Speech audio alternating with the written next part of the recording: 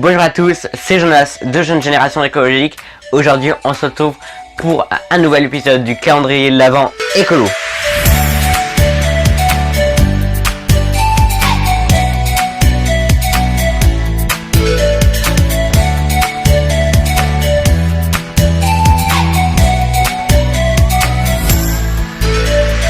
Et aujourd'hui, on va parler, c'est pas tout le temps net. Bah oui, c'est pas tout le temps net. Bien sûr, vous l'avez compris, on va parler d'être écolo sur internet, c'est pas tout le temps. Parce que internet, contrairement à ce qu'on peut croire, c'est le troisième pays qui pollue le plus au monde si c'était un pays. Alors oui, comment faire pour être écolo sur internet?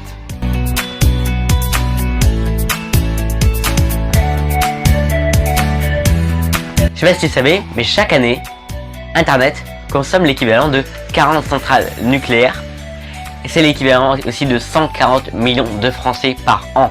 C'est énorme. Chaque année, internet consomme aussi 8,7 milliards de mètres cubes d'eau. C'est l'équivalent de la consommation annuelle de 160 millions de Français. Internet, c'est 300 millions de tonnes de CO2 chaque année et ça ne cesse d'augmenter. En France, 29 millions d'internet font en moyenne 950 recherches par an. Ils émettent alors 287 600 tonnes de CO2, c'est l'équivalent de 1,5 million de kilomètres en voiture. Bah vous allez me dire là, que faire Jonas? Déjà faire des recherches plus légères, devenir un expert du e-cleaning, éviter au maximum le streaming et stocker vos données localement, c'est-à-dire sur disque dur ou clé USB. Alors je vais vous détailler ça tout de suite. Alors faire des recherches plus légères, qu'est-ce que c'est? C'est créer des favoris sur votre navigateur que vous utilisez pour éviter à chaque fois d'avoir à refaire la recherche et à remobiliser les data centers. C'est également taper directement l'adresse du site si vous l'avez déjà consulté ou que vous la connaissez. C'est utiliser un moteur de recherche qui est engagé, c'est-à-dire comme Ecosia, Lilo ou Yuka.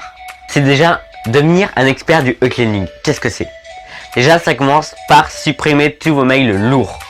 C'est ensuite vider souvent votre corbeille, votre boîte de spam, votre boîte de messages envoyés, vos brouillons, tout ça que vous stockez inutilement parce que les messages envoyés, on s'en fout un peu. La corbeille, c'est des messages que vous avez supprimés mais qui suppriment jamais. Il faut vider la corbeille. Voilà.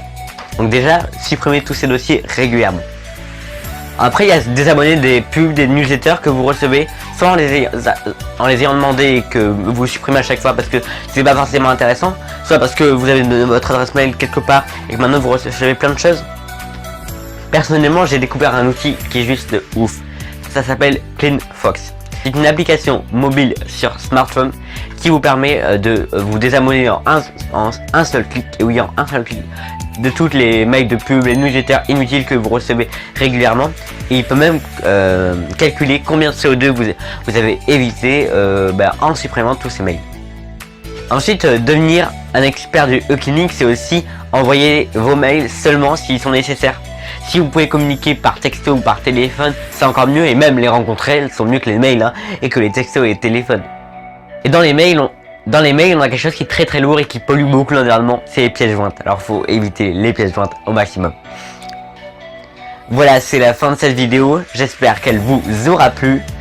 Aujourd'hui, on aura appris à devenir un expert du e-cleaning à travers plusieurs choses comme l'application CleanFox, mais on a aussi découvert, ou pas, peut-être que vous les connaissiez déjà, des moteurs de recherche éco-responsables. Moi je vous dis à bientôt ensemble pour agir en faveur d'un monde meilleur. Salut!